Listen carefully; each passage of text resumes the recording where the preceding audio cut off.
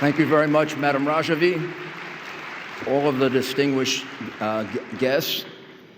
I am very, very honored to be here and very moved by the last half hour going through the really remarkable and shocking photographs of so many people. Senator Lieberman said when we were going through it, it's one thing to hear the names and the numbers. It's another thing to see all the faces. 120,000 of your people slaughtered starting decades ago, and some just a few months ago. So when you look at it, you see all the martyrs who've lost their lives because all they wanted was what we're entitled to as human beings: freedom, decent treatment, fair treatment. Their life was taken away from them. Some look like they were babies, 14, 20, 80. And it's not history. We walk through museums like Yad Vashem, and it's history. Horrible history, terrible history, something we still don't understand. Probably if we could understand it, maybe we could prevent it in the future. But still, it's history. It's over.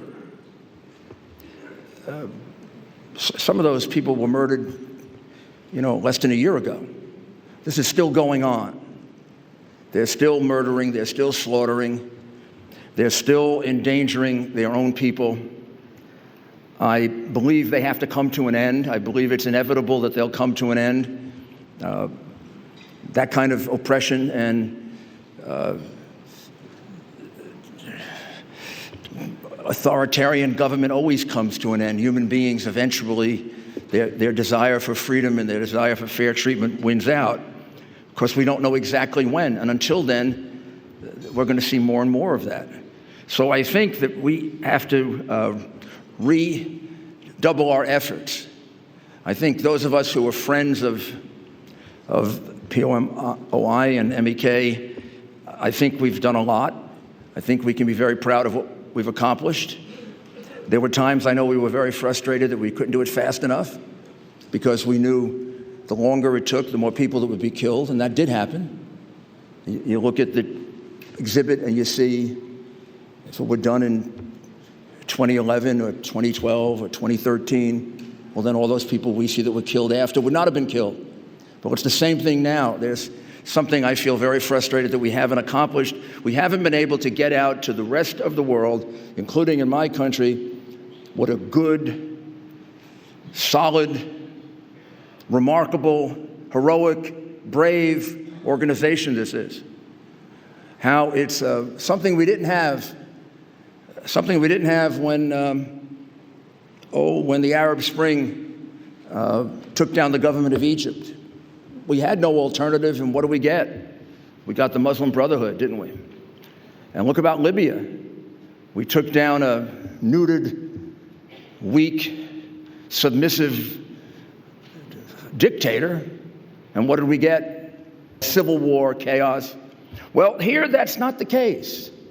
It was true then. I always wondered why this wasn't considered part of the Arab Spring, why the people of MEK weren't on the front page of Time magazine like the people who brought the Muslim Brotherhood to Egypt as defenders of freedom, fighters for freedom. Why weren't they?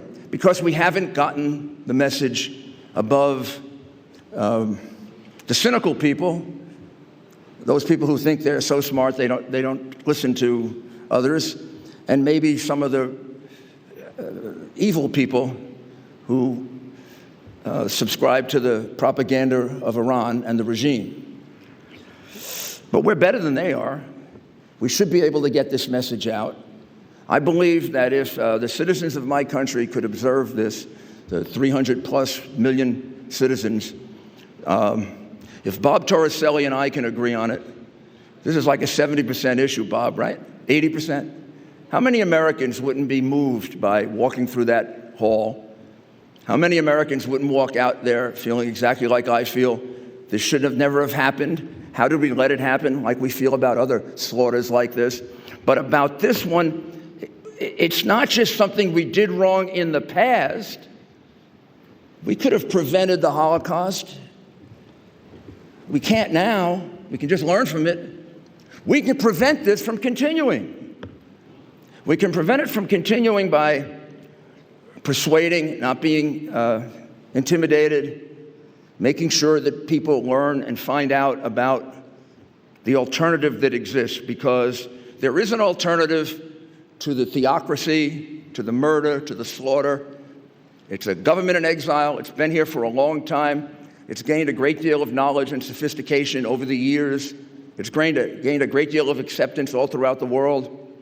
And it would give us confidence that if we make those efforts to overthrow that horrible regime sooner rather than later, we will not only save lives, but we'll be able to entrust the transition of Iran to a very responsible group of people, not just one group, but the whole large number of people that are part of this coalition.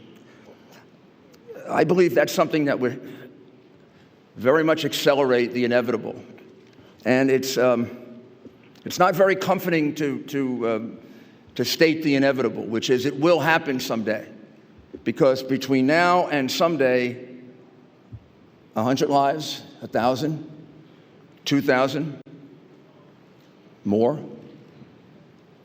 How will the Ayatollah react when the day comes when the choice is, well, I have to leave, or maybe if I just kill another 100,000 people, maybe I can subdue them. I don't know what choice he's going to make, but we shouldn't let it just happen inevitably. We should guide it, we should push it, we should be part of it. It's our responsibility. And lest we think this just affects Iranians, just think of how many of my own countrymen were killed by those animals. How many? In Iraq, throughout the world. They threatened to do murder in our country a year and a half ago. They threatened to do murder here when I was here with Maryam Rajavi a year and a half ago. They sent 4 people here to bomb us. They sent 4 people to Paris to bomb us last year. Maybe one day they're going to accomplish that if we don't stop them. So I think our conference this year should focus on what can we do to accelerate this? How can we get the message out better than we have in the past that there's an organization waiting to guide Iran from despotism, barbarism, being a horrible problem throughout the world. We repeat without even thinking about it, it's the biggest state sponsor of terrorism. What does that mean? The state sponsor of terrorism? And we let them sit in the UN? We actually talk to them like they're human beings? And they're the biggest state sponsor of terrorism? Somehow we don't equate these things, or some of our people don't. It's our job to equate them. It's our job to make sure this message gets out. And we have to hold ourselves responsible that we haven't done it as effectively as we should. We can. We have a great cause here. There's nothing better you can do with your life than to help liberate people. And I can't thank Maryam Rajavi enough for allowing me to be part of this. It's probably the thing I'm proudest of. It's probably the thing my children are proudest of. And it's the thing that I'm just not going to stop. And it isn't just a slogan to me. I really want to see us in Tehran and have this meeting there. We've got to have it happen. We must have it happen. God bless you. And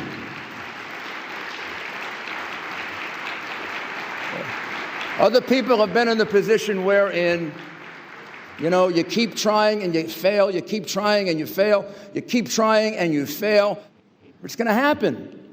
But let's make it happen now rather than after another 100,000 deaths. Thank you, and God bless you.